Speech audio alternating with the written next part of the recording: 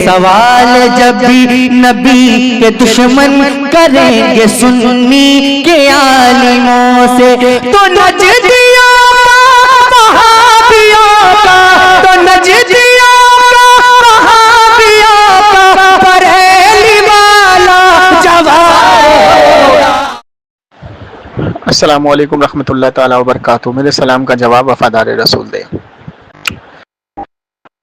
सबसे पहले मैं आपको बताता चलूँ सामिन इकराम कि आजकल बहुत से नाअहल लोग ये कहते हैं कि कुरान से को खुद से समझ लो, तर्जुमा मौजूद है, हदीस का तर्जुमा मौजूद है।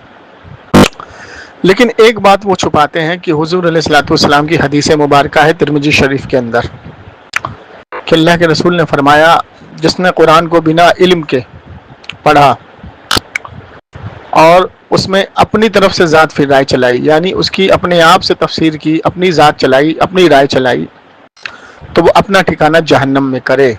तो पता ये लगा कि कुरान को समझने के लिए, सीखने के लिए इल्म वालों का सहारा और इल्म वालों के पास जाना पड़ेगा। कुरान को खेल बना रखा है, तमाशा बना रखा है। अब देखें, इसकी रिकॉर्डिंग आपने पहले भी सुनी, लेकिन ये ऐसा नाअहल है कि बार बार जो है वहाँ के लोगों को परेशान करता है और वहाँ के लोग जो है मुझे कॉल करते हैं। अब देखिए, इसकी आप बात सुनेंगे तो आपको हंसी भी आएगी और आपको ताज्जुब भी होगा कि कोई इतना बड़ा नाअहल कैसे हो सकता है कि बद मज़हब में बैठकर उठकर मुहक्किक बनना और लोगों को परेशान करना इन लोगों के लिए खेल तमाशा होता है, दीन का मजाक बनाते हैं।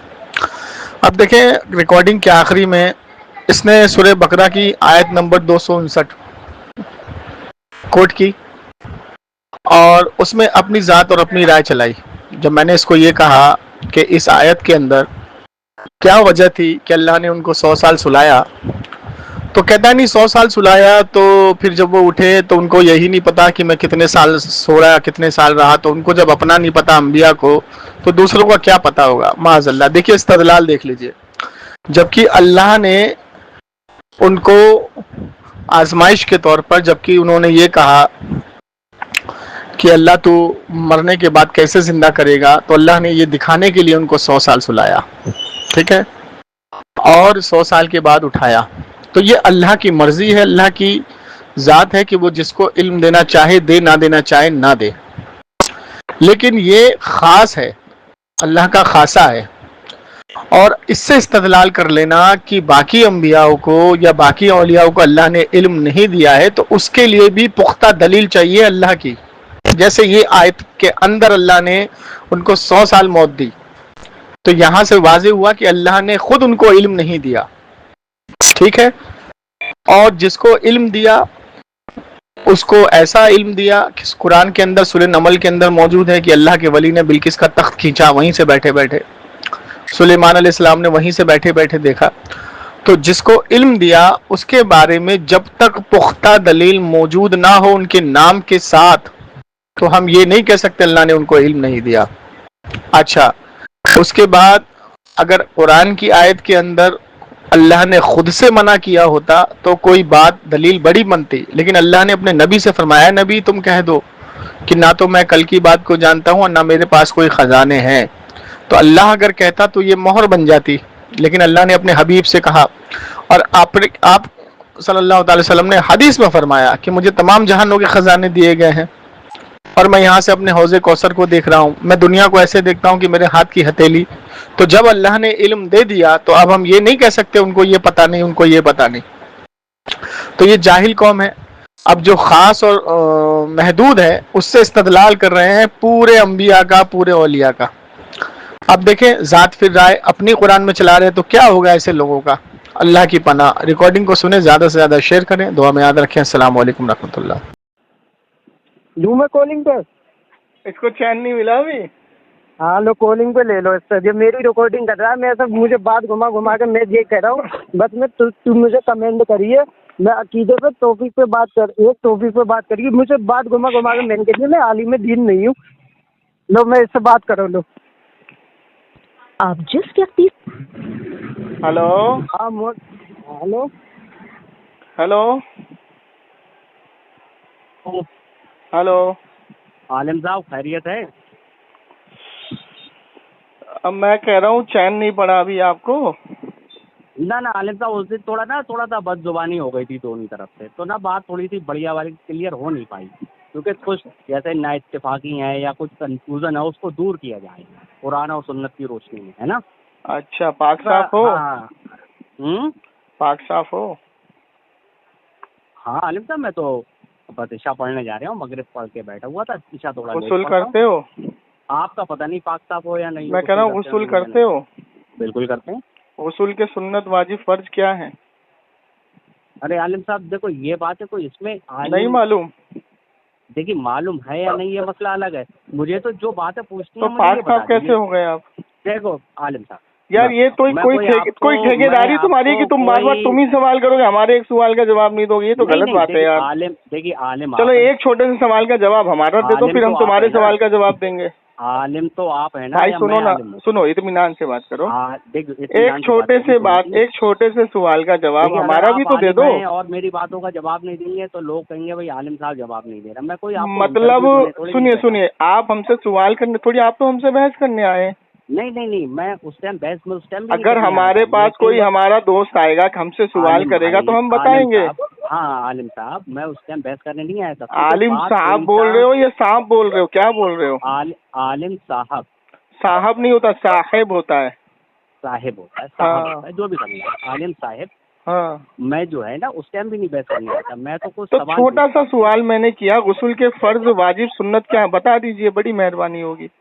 मैं खामोशी से सुन रहा हूँ। गुस्ल के फर्ज, हाँ गुस्ल के फर्ज वाजिब सुन्नत क्या है और गुस्ल वाजिब कब होता है? भाई गुस्ल करने का मैं आपको तरीका तो बता सकता हूँ, वाजिब सुन्नत तो खैर मुझे इतना नहीं पता। ला हौल वला कुव्वत। वाजिब जरूरी है या सुन्नत जरूरी है? नहीं वाजिब जरूरी है। और उस दिन तो सुन्नत बता रहे थे। चलो हमारी तालीम का कुछ असर हुआ तुम्हें? नहीं हो सकता। हाँ भाई, हर चीज सीखने को मिलता है बिल्कुल। और कभी ना कभी जल्दबाजी में ना स्लिप ऑफ द टंग भी हो जाता है। हाँ तो इसलिए इत्मीनान से बात करनी चाहिए आदमी को ना, थोड़ा सा इत्मीनान से बात करनी चाहिए, बिल्कुल इत्मीनान से। मैं यही सुकून से बात करनी चाहिए। अब थोड़ा सा मुझे 1 मिनट दे दें तो जरा बता दीजिए, तरीका बता दीजिए गुस्ल का, कम से कम तरीका तो देखें आपका। भाई गुस्ल का तरीका तो ये है, अगर मैं नापाकी की हालत में, तो नापाकी जैसे सुनिए भाईजान, भाई सुन लीजिए। जैसे अरे सुन तो लीजिए, हाँ सुन तो लीजिए। कोई बात नहीं। जैसे आप नापाक हो गए, जैसे बहुत से लोग बाथरूम में बदकारी कर लेते हैं, ठीक, तो अब वो गुस्ल कैसे करेंगे, तौबा कैसे करेंगे, फिर गुस्ल कैसे करेंगे, पाक साफ कैसे होंगे?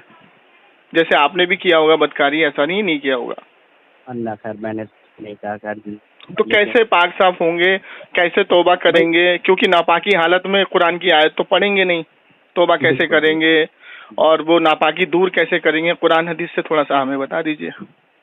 भाई मैंने तो खैर ऐसा नहीं करता हूँ, मैं तो अपने जनरली मैं अपना। अरे तो बता दीजिए ना, कोई भाई आपके पास आया, छोटा भाई, हाँ, कि भाई आप गैर मुकल्लिद हैं, किसी के मुकल्लिद नहीं है, कुरान हदीस वाले हैं, तो भाईजान मुझे बताइए कि मैंने बाथरूम में बदकारी कर ली, तो अब मैं तौबा कैसे करूं और गुस्ल कैसे करूं? भाई जनरली बात है भाई, अपनी पहले आप शर्मगाह को धो लीजिए, उसके बाद जो तरीका है। कहाँ लिखा है ये? कहाँ लिखा है मतलब? कुरान हदीस वाले हैं ना, आप तो किसी की तकलीद करते नहीं है। कुरान हदीस नहीं, आप देखिए, अच्छा, मेरा मसला है सबसे पहले किताबुल्लाह। हाँ तो किताबुल्लाह में दिखा दीजिए कि किसी ने बाथरूम में बदकारी की तो गुस्ल कैसे करेंगे? देंगे मुझे अपनी बात, मैं आपको 5 मिनट दूंगा, मैं बिल्कुल नहीं बोलूंगा, मुझे बस जवाब दे दीजिए। देखिए पहला मसला है किताबुल्लाह, फिर सुन्नत रसूल सल्लल्लाहु अलैहि वसल्लम, है ना, उसके बाद उम्मत का इज्मा, अच्छा, उसके बाद इज्तिहाद और क़ियास। तो उम्मत का इज्मा सिर्फ, सुनिए ना, उम्मत का इज्मा हर किसी चीज में मानते हैं या इसी चीज में मानते हैं? उम्मत का इज्मा हर उस चीज में मानूंगा जो बात किताब और सुन्नत से साबित नहीं होगी। किताब और सुन्नत से साबित नहीं होगी वो मानोगे? बिल्कुल मानूंगा। और किताब और सुन्नत से बात साबित हुई और वो इज्मा में, फिर इज्मा की कोई बात ही नहीं है। तो ये मौक़िफ़ कहाँ से बना के लाए हो भैया? कौन सी चक्की का आटा बनाए हो? ये सैयदना उमर रजी अल्लाह ताला का कौल है, मुसन्नफ़ इब्न अबी शैबा। अच्छा, कि जब भी कोई मसला हो पहले किताबुल्लाह में देखो, फिर सही हदीस में देखो, है ना, और फिर उम्मत के इज्मा में देखो। उम्मत का इज्मा है, उसमें जिक्र है? हाँ हाँ उसमें जिक्र है इजमा का? हाँ हाँ हाँ जरा हदीस पढ़िए तो थोड़ा सा। नहीं हदीस तो अब नहीं देखो एट ए टाइम तो नहीं पढ़ सकता ना मैं। तो उसमें तो इजमा का जिक्र नहीं है हदीस में। अच्छा क्या है तो हो सकता है ना मेरे को नहीं मालूम, आपने हदीस पेश की है जनाब। नहीं तो फिर आप ये कैसे कहना उसमें नहीं है जिक्र? ना इजमा का जिक्र नहीं है। फिर उन्होंने कहा फिर इज्तिहाद कर लो क्या? इज्तिहाद, इजमा और इज्तिहाद में बहुत फर्क होता है।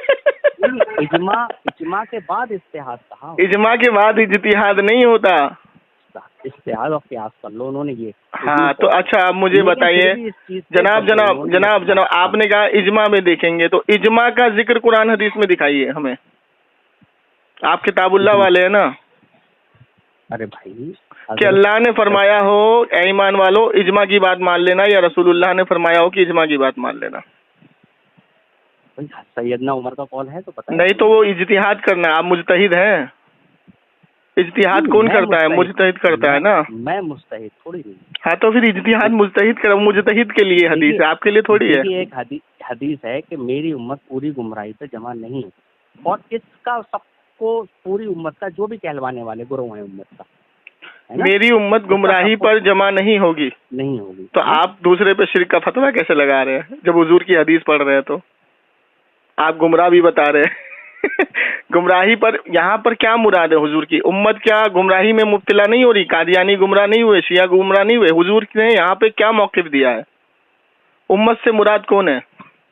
अहले कलमा, अहले किबला, अहले किताब। अहले कलमा नहीं है। ना ही अहले कलमा है, ना ही अहले किताब है। अच्छा अहले ईमान है। अच्छा अहले ईमान है। पहले थोड़ा सा सीख लो भाई। अहले ईमान से मुराद मेरे नबी ने ये फरमाया है कि मेरी उम्मत के जो अहले ईमान, जो जिसको अहले ईमान कहा जाएगा, जिसके बारे में कुरान ने अल्लाह ने फरमाया, शैतान ने जब ये कहा कि मुझे उस वक्त का वक्त दे दे जब तक मैं तेरे बंदों को बहकाऊंगा, तो अल्लाह ने फरमाया तू मेरे कामिल बंदों को, इन कामिल बंदों को बहका नहीं पाएगा। अच्छा तो कामिल बंदों की जिम्मेदारी अल्लाह ने ली। इसी को अल्लाह के रसूल ने फरमाया यही मेरे ईमान वाले हैं और यही कभी जो है बहकेंगे नहीं। तो मेरे हिसाब से तो जैसे अहले सुन्नत कहलवाने वाले गिरोह मेन तो चले आप जैसे कहते हैं, मैं सोचता हूँ देवबंदियत भी इसी पे इज्मा है उनका। ना देवबंदियत वहाबियत मैं अभी नहीं करना चाहता। मुझे सिर्फ आप बता दें बैतुल खला में किसी ने बदकारी कर दी, भाई ने, आपके छोटे भाई ने आपके पास आया, भाईजान मैं कैसे पाक साफ हूँ, क्या तरीका है? मैंने तो बता दिया आपको कैसे। शर्म दो और गुस्ल कर ले। कहाँ लिखा है ये? जो गुस्ल का तरीका वही है। कहाँ लिखा है? हदीस पढ़े ना भाई। हदीस में अल्लाह के रसूल ने फरमाया कि अगर कोई शर्मगाह का, अगर कोई बाथरूम में बैतुल खला में बदकारी कर ले तो उसके लिए ये तरीका है गुस्ल का। ये तो आप आलिमों का मौक़िफ़ बता रहे। तो आलिम की बात, अगर किसी गैर आलिम की बात कुरान हदीस से उससे दलील ना मानकर अगर तुमने मान ली तो इसी को तो तकलीद कहते हैं। उसको तकलीद नहीं कहते क्या? अच्छा, तकलीद की क्या तारीफ है? किसी गैर आलिम की बात को उससे बिना दलील तलब किए मान लेना, इसको तकलीद कहते हैं। इमाम अजहर फरमाते हैं, अच्छा, इमाम बेकी फरमाते हैं, इमाम नसई फरमाते हैं, और यहाँ तक कि इमाम शाफई फरमाते हैं कि तुम मेरी इब्तिदा मत करना क्योंकि तुम खुद मुजतहिद हो चुके हो। अपने शागिर्दों से कहते हैं अच्छा अब तुम खुद कयास करो। अच्छा अब तुम खैर जी चलिए सर, अब थोड़ा सा टाइम भी ओवर हो रहा है। कल थोड़ा सा मुझे टाइम, अरे थोड़ा बता दो, चले जाते जाते तो बता दो यार। मैं क्या बता दूं? जैसे बताइए। गैर मुकल्लिद कहते हो अपने आप को, तो गैर मुकल्लिद तो फिर तुम रहे नहीं ना। अगर किसी की इब्तिदा करते हो बिना उससे दलील तलब किए तो फिर गैर मुकल्लिद खत्म हो गया बोलना। भाई मुकल्लिद उसको कहते हैं जो कुरान और हदीस। कहाँ लिखा है? कहाँ लिखा है? हदीस से जवाब दो ना भाई, हम ऐसे थोड़ी आपका बात मान लेंगे भाई। कि मुकल्लिद उसको कहते हैं जैसे कुरान में अल्लाह ताला ने फरमाया कि सीखो उससे जो इल्म वाले हैं, सूरह अंबिया आयत नंबर 15। सूरह अंबिया आयत नंबर 15, सीखो उससे जो इल्म वाले हैं जी। तो कुरान ने किससे सीखने के लिए कहा? इल्म वालों। इल्म कैसे मिलता है? इल्म पढ़कर और दूसरों से सीखकर। जो सीखता है दूसरों से सीखकर और पढ़कर। अब जो तुम जिससे पढ़ोगे, जिससे सीखोगे, हाँ, तो उससे सीखने के बाद तुमको इल्म मिलेगा। बिल्कुल बात। लेकिन अहले हदीस तो कहते हैं खुद से कुरान को पढ़ो, खुद से हदीस को पढ़ो। ना ना ना, ऐसा नहीं कहते। मैं तो ऐसा ही तो है, चीख चीख के बोलते हैं भाई। नहीं, आप 10 तकरीर भेज दूंगा तुम्हारी कि आप खुद से कुरान को सीखो, खुद से पढ़ो, खुद से सीखो, खुद से पढ़ो। मेरे पास भी ऐसी होंगी, आप उनका नजरिया बिल्कुल जैसे अहले सुन्नत के जो बहुत बड़े हैं जो, उनकी बात लिख रहे थे। लेकिन देखिए बाकी मैंने जो आपसे कहा, मेरी जो राय है भाई, सीखना सामने इल्म वाले से ही है और खुद भी पढ़ के सीखना है। तो अभी तक आपने गुस्ल का तरीका सीखा ही नहीं? मैं क्यों सीखूंगा भाई गुस्ल का जो तरीका है, जो मैंने तो आपको बता दिया। बिना सीखे आपने बिना सीखे कैसे गुस्ल करते हैं? आप नमाज पढ़ने जा रहे हैं। मैंने मदरसे में पढ़ाई की। नहीं, पढ़ाई नहीं की आपने। सुने भाईजान, आपने मदरसे में पढ़ाई नहीं की। मैंने कुरान पढ़ा वहाँ पे, जो भी है ना। मदरसे में कुरान पढ़ा आपने? हाँ, छोटी छोटी चीजें सिखाई जाती थी, वुजू का तरीका, गुस्ल का तरीका, है ना। तो वही हम करते चले आ रहे हैं अभी तक। अच्छा, मतलब आपने गुस्ल का तरीका सीखा, वुजू का तरीका सीखा। हाँ। तो आपने जब गुस्ल का तरीका सीखा तो उनसे दलील मांगी कि हदीस में कहाँ है? नहीं, उस टाइम तो हमको कोई है ही नहीं भाई। मानिए 15, 16, 20 साल की उम्र। अब कितने साल हो गए आपको गैर मुकल्लिद बने हुए? अब तो हम 35 साल के होंगे, करीब 10 साल हो गए होंगे। 10 साल? तो 10 साल में अभी तक गुस्ल का तरीका नहीं मालूम पड़ा? आप अच्छा ये बताइए, मैंने जो तरीका गुस्ल का बताया है क्या वो गलत बताया? अभी बताया कहाँ आपने? मैंने तो बता दिया भाई। क्या? सबसे पहले तो अपनी शर्मगाह को धोता हूँ। ठीक है। ठीक। उसके बाद ये शर्मगाह को धोना सुन्नत है वाजिब है? भाई जो शर्मगाह को धोना वाजिब भी है और सुन्नत भी है। वाजिब कहाँ लिखा हुआ है? अरे भाई, तरीका जो होता है वो सुन्नत। वाजिब कहाँ लिखा हुआ है? शर्मगाह को धोना वाजिब है? जो देखिए ये थोड़ा ना, ये लाफिंग वाला, हंसने वाला ना, ये। अरे भाई, मुझे तुम्हारे हालात में हंसी आ रही है तो थोड़ा हंसने दो ना यार। अगर तुम्हारी वजह से किसी को हंसी आए तो हंस देना चाहिए उसको आपकी वजह से खुशी मिल रही है। बहुत अच्छी बात है, बहुत हंसी। बताइए कि शर्मगाह को धोना ये वाजिब है, ये कौन सी हदीस की किताब में है? कौन सी मुफस्सिरीन, कौन से मुहद्दिसीन ने ये बोला है? अच्छा, नहीं तो सुनना तो होगा भाई। आप पढ़े तो आप इजमा पे है ना? आपने बोला मैं इजमा भी मानता हूँ। देखिए, मैं आपको तरीका बता रहा हूँ। मैं तो शर्मगाह को देता हूँ, चलो धो लिया, करता हूँ, कुल्ली कर लिया। हाँ ठीक है। नाक की नर्म हड्डी तक पानी पहुँचा लेता हूँ, डाल लिया। ठीक। उसके बाद पूरे जिस्म में अच्छी तरीके से पानी पहुँचा। चले, तो आप शर्मगाह को धोते हैं? सुन लीजिए भाईजान, ये पहले ये मेरी बात सुनाइए। सुन लीजिए ना भाईजान, ये तरीका सही है या गलत है? हाँ, मैं आपको बता रहा हूँ। अगर आपके हाथ में नजासत लगी होगी तो पहले हाथ धोएंगे या शर्मगाह धोएंगे? भाई पहले हाथ ही धुलते। तो हाथ धोना सुन्नत है सबसे पहले। नहीं, हाथ में नजासत नहीं लगी होती है। हाथ में नजासत नहीं लगी होती है। अगर हाथ में नजासत लगी होगी तो ये कोई सुनो मेरे बात सुनो भाई, सुनो अभी। अरे भाई सुनो, शर्मगाह धोने से पहले अपने हाथ को धोना है, दोनों हाथों को। हाँ, ये सुन्नत है। डाला जाता है, जब पानी डाला जाता है। अरे तो ऐसे कैसे धुल जाएंगे? कैसे नहीं धुलेंगे? एक हाथ तो गंदा रहेगा ना। नहीं, दोनों हाथ से पानी डालोगे? एक में बक्से और एक में साबुन लेके डालोगे। दोनों हाथ से पानी डालोगे? देखिए, आपको असल में ज्यादा प्रैक्टिस होगी क्योंकि आप असल में थोड़ा सा करते रहते होंगे। अरे भाई सुनिए, गुस्ल का मसला ऐसा है जनाब। मैंने कहा आलिम साहब, मोहसिन भाई ना, बात आपको ना कहीं और ले जाते हो ना, तो थोड़ा सा अल्फाज अच्छे नहीं लगते। मोहसिन भाई, गुस्ल का सुनिए ना। गुस्ल का, मेरा नाम जमशेद अली कादरी है। जमशेद साहब, देखिए गुस्ल का मौक़िफ़ ऐसा है ना कि अगर गुस्ल में चूक हो गई, अब आपने ये तरीका बता दिया, आपने शर्मगाह धोई, फिर आपने नाक में पानी डाला, कुल्ली की और पूरे बदन पे पानी डाल के आपने गुस्ल कर लिया जी। आपने मुझे ये नहीं बताया कि किसी ने बदकारी कर ली तो वो तौबा करे बिना गुस्ल करेगा या तौबा करेगा? नहीं, मैंने इसके बारे में नहीं पढ़ा, ये मैं आपसे पूछा। तो फिर कैसे आप रहनुमा बन गए भाई? गैर मुकल्लिद कैसे बन गए आप? कैसे रहनुमा बन गए? मैंने कब कहा मैं रहनुमा बन गया? अरे आप ही तो रहनुमा है। कब्र पे जाना शिर्क, फलाना ढमकाना शिर्क, बिदात, फलाना फतवे ला रहे हो। मैंने कभी नहीं कहा कब्र पे जाना शिर्क। भाई अभी क्या बोल रहे थे? ये कब्र पे जाना क्या बोल रहे थे? ये मैंने कब्र पे जाना शिर्क नहीं कहा। क्या बोल रहे थे? दरगाह पे जाना क्या कह रहे थे?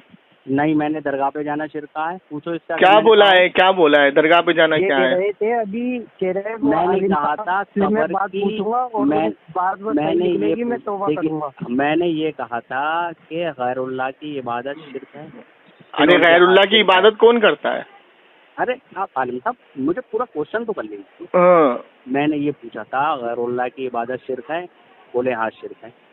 मैंने कहा अगर किसी को माबूद मानकर इबादत की जाए तो शिरक है, ये बोले हाँ शिरक है। मैंने कहा अगर किसी को माबूद ना माना जाए और उसकी इबादत की जाए तो शिरक होगी या नहीं, तो इन्हें पता ही नहीं मिल रहा है। तो मैंने एक मिनट रुक जाओ। किसी की इबादत ना की जाए, किसी को माबूद ना माना जाए। नहीं, हाँ, किसी को माबूद ना माना जाए, हाँ, और इबादत उसकी की जाए। ये सबसे पहली बात तो ये सवाली जाहिलाना है। पूछो क्यों? अच्छा, क्योंकि जब तक किसी को तुम माबूद नहीं मानोगे तो इबादत कैसे करोगे? बिना किसी को माबूद माने इबादत कैसे हो जाएगी? जरा इसका मुझे आंसर दे दो। देखिए मैंने तो आपसे ये सवाल ही जाहिलाना है, आपने सवाल ही गलत किया भाई से। लेकिन एक मुफ्ती साहब हैं, ठीक है, उन्होंने अपनी स्पीच में खुद कहा है। हाँ, क्या कहा? यही कहा है कि इबादत गैरुल्लाह की जाए, हाँ। इलाह मानकर तो शिर्क है। क्या मानकर? इलाह मानकर? इलाह मानकर, खुदा मानकर। हाँ, ठीक है। और इलाह और माबूद मानकर तो भी यकीनन शिर्क है। ठीक है, ये कौन से आलिम ने बोला है? देखिए सुन्नत के आलिम हैं। कौन? बड़े आलिम हैं, बड़े आलिम है अहले सुन्नत के। नाम क्या है? हम भी बता दूंगा, और छोटी सी नाम बताइए ना भाई। ना नाम अभी बताऊंगा मैं। अरे नाम तो बता दीजिए, इतना शर्मा क्यों रहे? ठहर गई हैं जहाँ मैं रह मेरे। हाँ, तो उन आलिम से जरा हमारी बात करा दीजिएगा कि वो शिर्क की कौन सी कैटेगरी में आता है। शिर्क जली है, शिर्क खफी है, शिर्क अकबर है, शिर्क असगर है। हमने तो ऐसा कभी नहीं। सुनिए मेरी बात सुनिए, शिर्क जली की तारीफ आपको मालूम है? चाहे आप जिंदों को माबूद माने, सुनो, चाहे जिंदे को माबूद माने या मुर्दे को माबूद माने, शिर्क हर हाल में शिर्क होता है। और इबादत उसकी जब होगी, इबादत का मतलब क्या होता है? इबादत की डेफिनेशन क्या होती है? इबादत का मतलब होता है, सुनो, अरे सुनो, इबादत का मतलब होता है हर चीज से अलहदा होके, हर चीज को छोड़ के उसकी परस्तिश करना। अगर इसको हिंदी में लेंगे तो उसकी पूजा करना। उर्दू में ठीक है, तो इबादत हाँ, करना। और उर्दू हिंदी में लेंगे तो पूजा करना। अब जब हमने उसको माबूद माना ही नहीं तो हम उसकी इबादत कैसे कर लेंगे भाई? इसका जवाब मुझे दे दो। नहीं, मैं आपसे बिल्कुल सहमत हूँ। मैंने कुछ गलत तो उन आलिम का एक मिनट रुको, उस आलिम का तकरीर सुनो मेरी बात। उस आलिम की तकरीर बिना तहकीक करे आपने वो सवाल इनसे कैसे पूछ लिया? आपके आलिम की पैरवी करते हैं या किताब की पैरवी करते हैं? मैं ये कह रहा हूँ, मैंने आपसे ये पूछा अगर कोई इंसान माबूद ना माने और इबादत करे तो शिर्क होगा या नहीं, ये पूछना चाह रहा हूँ। आपने उससे सवाल पूछा? मैं आपसे सवाल उससे पूछा, मुझसे नहीं पूछा, उससे पूछा भाई से। मैं आपसे अपनी इस्लाह करना चाह रहा हूँ। तो पहले आपने उससे सवाल क्यों पूछा? ये किससे? भाई से क्यों बोला आपने ये कि उसको माबूद नहीं भी मानोगे तो भी इबादत करोगे तो भी शिर्क होगा? पूछना चाह रहा तो इन्हें नहीं पता, आप मुझे अरे तो सवाल ही गलत है ना भाई। अरे यार सवाल गलत है या सही, आप मुझे जवाब दीजिए ना। तो पहले मेरा सवाल का जवाब नहीं मिला, बाथरूम में बदकारी करने के बाद गुस्ल कैसे करेंगे? आप आलिम साहब है, आप जवाब अच्छा आप जवाब ले लो, चलो जवाब ले लो, चलो पहले मैं ही जवाब दे देता हूँ। बोलो। हाँ बताइए। बोलो, दोबारा सवाल करो। मैं ये कह रहा हूँ किसी को माबूद नहीं मान रहा है इंसान और फिर भी उसकी इबादत कर रहा है तो शिर्क है या नहीं है? कैसे इबादत करेगा? कोई भी इबादत हो, कैसे? नमाज पढ़े, रोजा रखे, उसके नाम पर? हाँ। अच्छा सुनो, अब सुनो। पहली बात तो ये है कि इबादत कहते हैं, इबादत की तारीफ सुन लीजिए। इबादत कहते हैं कि हर चीज से अलहदा होकर के, हर चीज से रिश्ते को तोड़ के, हर चीज से अपने क्या कहते हैं, नफ्स को मार कर किसी एक चीज की तरफ ध्यान लगाना और उसकी तरफ माइल हो जाना। समझ गए? बिल्कुल। ये इबादत है। इसके अलावा कोई भी चीज इबादत नहीं है। अच्छा। अब जब मैंने उसको माबूद मान लिया, मैंने सब चीज से रिश्ता तोड़ दिया, अपनी नफ्स को उस तरफ रुख कर दिया। अल्लाह के रसूल ने फरमाया नमाज ऐसे पढ़ो जैसे तुम अल्लाह को देख रहे हो, लेकिन ये तुम्हारे लिए आसान नहीं है। तो इबादत ऐसे करो कि अल्लाह तुम्हें देख रहा है, ये तुम्हारी इबादत है। अब अगर मैं किसी गैरुल्लाह को जब तक माबूद नहीं समझ लूंगा तब तक मैं उसकी इबादत कर ही नहीं सकता। मैं आपका जवाब तो सवाल ही जाहिलाना है ना, सवाल का कोई और छोर ही नहीं है ना। नहीं मुफ्ती साहब आप बात से। अरे तो सवाल ही नहीं है ना, वो सवाल ही गलत है तुम्हारा। मैंने उसको माबूद माना नहीं तो इबादत कैसे करूंगा बताओ? मैंने आपसे कहा, मैंने ये अरे भाई मैंने किसी को अपनी बीवी नहीं माना, औरत को, तो मैं क्या उसको अपनी बीवी बना लूंगा जब निकाह ही नहीं करा? तो मैंने उसको इबादत में शरीक ही नहीं करा, जब मैंने उसको अपना माबूद माना ही नहीं, तो मैं उसकी इबादत कैसे कर लूंगा भाई? ये तो बताओ मुझे। मैंने, आप मेरी जवाब का मुतमईन जवाब नहीं दे पा रहे हैं। मुतमईन जवाब? तुम्हारा सवाल ही जाहिलाना है। अगर कोई भी अच्छा आदमी सुनेगा ना, सुनो, अगर तुम्हारे सवाल को कोई भी अच्छा आदमी सुनेगा ना, तो तुमको सबसे पहले प्यार से बिठाएगा और कहेगा भाई जो तुम सवाल कर रहे हो ना, ये सवाल गलत है। क्यों? क्योंकि जब तक आदमी किसी को माबूद बनाएगा नहीं तो उसकी इबादत करेगा कैसे? अच्छा, ये क्या मतलब शर्त है क्या? बिल्कुल शर्त है, इबादत के लिए माबूद बनाना शर्त है। ये शर्त है? बिल्कुल शर्त है, बिल्कुल शर्त है। कुरान में नहीं पढ़ा तुमने कि जिनको अल्लाह के अलावा तुम पूजते हो? अरे यार सुनो, जिनको तुम अल्लाह के अलावा पूजते हो, पुकारते हो कि तू उसकी इबादत करते हो, माबूद मानते हो, इबादत करते हो, असल उनकी यह है कि वो एक मक्खी भी पैदा नहीं कर सकते। तो जिनको अल्लाह के अलावा पुकार के माबूद बना करके मानते हो, उनकी इबादत की जा रही है, उनको अल्लाह माना जा रहा है, गॉड माना जा रहा है, ठीक है? इसीलिए जब तक तुम उसको माबूद नहीं बनाओगे तब तक तुम इबादत ही नहीं कर सकते। जी चलिए बाकी इंशाल्लाह कल बात करते हैं। नहीं भागो नहीं, मेरे सवाल का जवाब मैंने दे दिया। जवाब मेरे सवाल का जवाब, मेरे सवाल का जवाब, बाथरूम में बदकारी करने के बाद गुस्ल कैसे करोगे? ना भाई ना देखिए, भागेगा नहीं। मैंने जवाब बात तसल्ली दिया है, कुरान हदीस से दिया है। ना कोई कुरान हदीस से नहीं, कुरान में नहीं कहा अल्लाह ने कि जिनको तुम अल्लाह के अलावा पुकारते हो, जिनकी बंदगी करते हो, जिनको पूजते हो, इबादत करते हो, तो जब तक तुम उसको माबूद नहीं समझोगे तो इबादत कैसे करोगे मेरे भाई? तो इस आयत में है कि वो माबूद बना रहे हैं? बिल्कुल बना रहे हैं माबूद। नहीं, इस आयत में है माबूद बना, बिल्कुल माबूद। जिनको तुम अल्लाह के अलावा पुकार, अल्लाह के अलावा। हाँ सुनिए, आप सुनिए, कुरान में अल्लाह फरमाता है इहदिनस सिरातल मुस्तकीम सिरातल लज़ीना अनअमता अलैहिम। ऐ अल्लाह हमें उनके रास्ते पे चला। अरे सुन लो भाई, सुन लो। अल्लाह हमें उनके रास्ते पे चला जिस पर तेरा इनाम नाजिल हुआ। तो जो अल्लाह के इनाम राब्ता लोग हैं, जो अल्लाह के वली हैं, जो अल्लाह के माने हुए चुने हुए लोग हैं, उनको पुकारना, उनसे दरखास्त करना, माबूद बनाना नहीं है, बल्कि अल्लाह के बंदे से दरखास्त करना है। और अल्लाह के अलावा किसी और को कि ऐ बंदा तू ही मेरा रब है, तू ही मेरा खुदा है, तू ही सब कुछ करने वाला है, तू ही सब पालनहार है, तो किसी और को जिसके ऊपर अल्लाह का इनाम नहीं है उसको पुकारना ये शिर्क है। अच्छा, ये शिर्क है। और वैसे दुआ में आप किसी को पुकार, फिर दुआ में आ गए। पहले मेरे सवाल का जवाब, मैं तुम बार बार सवाल चेंज कर रहे हो यार। एक सवाल का जवाब दे दिया मैंने, मेरे सवाल का जवाब कौन देगा? तुम्हारे मैं 3 सवाल का जवाब दे चुका हूँ। तो दुआ में ही जाते हैं।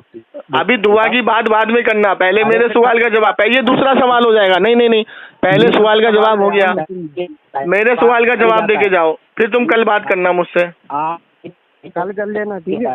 मेरे सवाल का जवाब दे के जाओ मौकिफ साहब। अभी तो ये रिकॉर्डिंग जाएगी तो तबलीग और तुम पे हंसेगी। बिल्कुल हंसेगी आप पे। क्या एक सवाल का जवाब पुकारा काहे में जाता है? अरे किसको? किसी इंसान दुआ में ही आता है ना? क्या? किसी इंसान बंदे को पुकारा दुआ में ही जाता है ना? किसी इंसान बंदे को दुआ में पुकारा जाता है। अगर तुम पुकारोगे वालिद साहब मेरी मदद करो, तो ये दुआ है? वालिद साहब तो मौजूद है मेरे सामने। अच्छा, तो अल्लाह के वली मुर्दा है? अल्लाह के वली? हाँ। नहीं तो अल्लाह के वली सुन रहे हैं? बिल्कुल सुन रहे हैं। अल्लाह सुनाने वाला है, क्योंकि अल्लाह फरमाता है, बुखारी शरीफ की हदीस है कि जो बंदा अल्लाह का कुर्ब हासिल करता है, अल्लाह उसके कान बन जाता है, उसके सुनने की कोई हद नहीं रहती। अच्छा, अब मुझे बताओ, हजरत उमर फारूक, सुनो, हजरत उमर फारूक जुम्मे का खुतबा दे रहे हैं। हाँ। अब तुम कहाँ बैठे हो? मैं तो अपने चलिए शहर में बैठा हूँ। मेरी आवाज को अल्लाह तुम्हें सुना रहा है, खुद से सुन रहे हो? तो मेरी तो कम्युनिकेशन आपसे बात चल रही है। अल्लाह सुना रहा है ना? बिल्कुल अल्लाह सुना रहा है। तो अल्लाह जब तुम जैसे जाहिल को सुना सकता है तो वलियों को नहीं सुना सकता? हाँ बिल्कुल बात। अच्छा, आप सुनिए, बिल्कुल बात सही। सारिया रजी अल्लाह ताला अन्हु जंग लड़ रहे थे 1000 किलोमीटर दूर। हजरत उमर फारूक मिंबर पे खड़े हुए खुतबा दे रहे थे, और अचानक से हजरत उमर फारूक फरमाते हैं, सारिया पहाड़ के इस तरफ हो जा, दुश्मन दोनों हयात थे। 1000 किलोमीटर दूर सुना दिया। हाँ, दोनों हयात थे। अल्लाह अकबर, अल्लाह अकबर। चलो मुर्दा साबित करो अल्लाह के वली को, मुर्दा साबित करो। अरे सुनिए, मतलब जो हयात में है तो 1000 किलोमीटर बिना टेलीफोन के, बिना उसके अल्लाह सुना सकता है। अब मेरी बात भी 1 मिनट सुन लीजिए। हाँ बताइए। शहीद की बीवी से निकाह होता है? शहीद की बीवी से अब तुम कहाँ कहाँ भागोगे यार, पहले एक सवाल पे तो आओ। अरे पहले मुझे ये बताओ, देखो फिर भाग रहे हो तुम, उस दिन की तरह फिर कलाटी मार रहे हो। आपने ये कहा था कि आप पहले मुर्दा साबित करिए, तभी तो मैं साबित कर रहा हूँ। मुर्दा साबित कर रहे हैं। शहीद की बीवी से निकाह हो सकता है? शहीद के बारे में अल्लाह ने कुरान में क्या फरमाया? उनको मुर्दा गुमान भी मत करो। मैंने कहा शहीद मुर्दा गुमान भी मत करो। हाँ हो सकता है। तो शहीद की बीवी से निकाह तलाक के बाद ही तो होगा। तलाक के बाद ही होगा ना? तो लेकिन वो शहीद हो गया, लेकिन उसकी बीवी इद्दत के बाद होगा। इद्दत के बाद होगा ना? हाँ। इद्दत कब होती है? जब कोई इंसान इंतकाल कर जाता है। इंतकाल कर जाता है और आलम वरज़ख में चला जाता है। तो इंतकाल का माना क्या होता है बाबू? इंतकाल का मालूम ये होता है कि दुनिया से उसका कम्युनिकेशन, बात करना। कहाँ लिखा है? कहाँ लिखा है? वो आलम वरज़ख में चला गया। कहाँ लिखा है ये कि दुनिया से कम्युनिकेशन टूट जाता है? अच्छा, ये कहाँ लिखा है दुनिया से? अरे सुनो, मौत का माना होता है एक जगह से दूसरी जगह ट्रांसफर होना, तबादला होना। कहाँ तबादला होना? बरज़ख में। बरज़ख में ना? हाँ, अब सुनो मेरी बात, सुनो। अरे सुनो, अरे बाबा सुन लो, पहले सुन लो, फिर नहीं सुन रहे, फिर नहीं सुन रहे, फिर नहीं सुन रहे, फिर नहीं सुन रहे। सुनो, बरज़ख में, चलिए बताइए। सुनो, इंसान की जिंदगी कितनी है? जो भी 60-70 साल। लाहौल बिला कुव्वत, अरे लाहौल बिला। सुनो, सबसे पहले इंसान की जिंदगी है आलम अरवाह, वहाँ होती है उसकी रूह होती है, ठीक है। दूसरी क्या है? माँ के पेट में। ठीक। जब बच्चा माँ के अरे सुन लो यार, जब बच्चा माँ के पेट में आता है तो आलम अरवाह से उसकी रूह में डाली जाती है। जी ठीक है। तो उसकी पहली जिंदगी है। तो आलम अरवाह में जितनी हद होती है उसकी, अल्लाह ने उतनी हद में उसकी दुनिया बनाई है। जी। और माँ के पेट में जब बच्चा आता है तो उसकी हद अल्लाह ने उतनी ही बनाई है। ठीक। तो माँ के पेट में जब बच्चा होता है तो साइंस कहता है बच्चा सुन सकता है। सुनता है नहीं सुनता? अरे सुनता है कि नहीं सुनता? नहीं, मुझे कोई जानकारी नहीं, हो सकता है। अच्छा चलो ठीक है। ये बताओ, मैं बच्चा चलते हुए, बच्चा घूमते हुए, लात मारते हुए माँ को महसूस होता है कि नहीं होता है? बिल्कुल होता है, मूवमेंट करता है, मूवमेंट सब कुछ करता है। एक मिनट, अभी बच्चा कहाँ है? माँ के पेट में। माँ का पेट कहाँ है? माँ का पेट हाँ कहाँ है? जिस्म में। अरे दुनिया में है ना? हाँ दुनिया में। और कब्र कहाँ है? कब्र कहाँ है? कब्र कहाँ है? पाकिस्तान में होती है। कहाँ है? जो दुनिया में, दुनिया से बाहर? दुनिया में है। दोनों चीज दुनिया में है। बिल्कुल ठीक। अल्लाह के रसूल ने फरमाया कि जब मुर्दे को दफन करके जाया जाता है तो मुर्दा 40 कदम दूर जब तुम जाते हो तो तुम्हारे कदमों की आहट भी सुनता है। बिल्कुल ठीक। माँ के पेट में बच्चा सुन रहा है? बिल्कुल। कब्र में भी सुन रहा है? बिल्कुल। दोनों बात बराबर है कि नहीं? बिल्कुल बराबर है। चलिए आपकी बात सुनिए, मैं भी बता रहा हूँ। सुनिए मैं आपको जवाब दूंगा। अरे भैया इसको लेके जाओ, इसके बस की बात नहीं है। सुनिए इसको लेके जाओ, ये कोई जवाब नहीं देगा, ये नए नए सवाल लाता रहेगा और जलील होता रहेगा। अरे सुनिए तो, हटाओ इसको, काटो फोन। अरे सुन आलिम साहब, जब मुर्दे को दफन करके जाते हैं तो मुर्दा कदमों की आहट सुन लेता है, सुनता है। अच्छा सुनिए, अल्लाह के रसूल की हदीस है। हाँ सुनता है, अरे बार बार सुनता है। सुन, अरे सुन, बार बार सुनता है। अल्लाह के रसूल की हदीस है। सुन, अरे सुन बाबा, सुन सुन सुन सुन सुन अल्लाह के रसूल की हदीस है कि जब तुम कब्रिस्तान के बराबर से गुजरते हो या सामने से गुजरते हो किसी की कब्र के, तो अगर तुम्हारी जान पहचान उससे होती है पहले दुनिया में, तो वो तुम्हारी पहचान जानता भी है, तुम्हें पहचानता भी है, तुम्हारे सलाम का जवाब भी देता है। कौन सी हदीस है आलिम साहब, बता देना। हदीस मुबारका है। नहीं बताना कौन सी किताब की। नहीं, हम गैर मुकल्लिद को किताब नहीं बताते। अरे किताब का नाम ही नहीं बताते हम। गैर तौबा पहले पहले कहो कि मैं तौबा करूंगा ये हदीस पढ़ के, और अल्लाह की कसम, मतलब नहीं करोगे तो फायदा क्या दिखाने का। देखिए सूरह बकरा में ज़ुबैर अलैहिस्सलाम का वाक़या है, आपने पता होगा। सूरह बकरा की बात अभी बाद में करना। अरे पहले मुझे ये बताओ, अभी तुमने अपने मुंह से कहा कि माँ के पेट में बच्चा है, मूवमेंट कर रहा है, और कब्र में है वो भी मूवमेंट कर रहा है, दोनों बराबर है, दोनों दुनिया में है, दोनों दुनिया में है। सूर्य बकरा में, हाँ हाँ बकरा में अल्लाह ताला ने 100 साल के लिए सुला दिया, 100 साल के लिए सुला दिया, 100 साल सूर्य बकरा में है। अरे आलिम साहब कैसे आलिम हो आप? मैं कह रहा हूँ सूर्य बकरा में है। सूर्य बकरा में है? अच्छा, अरे भाई मैं पूछ रहा हूँ आपसे यार। अच्छा हाँ सूर्य बकरा में, मैं आयत नंबर अभी कहो तो मैं अभी हाँ आपको। चलो 100 साल किसको सुला दिया? उज़ैर अलैहिस्सलाम। अच्छा उज़ैर अलैहिस्सलाम 100 साल सो गए, ठीक है, सुला दिया, ठीक है। जब 100 साल बाद उनपे आँख खुली, तो 100 साल तक वो मुर्दा थे जिंदा थे? सुनो तो मेरी बात ही, मैं पूछना चाहता हूँ 100 साल जिंदा थे मुर्दा थे?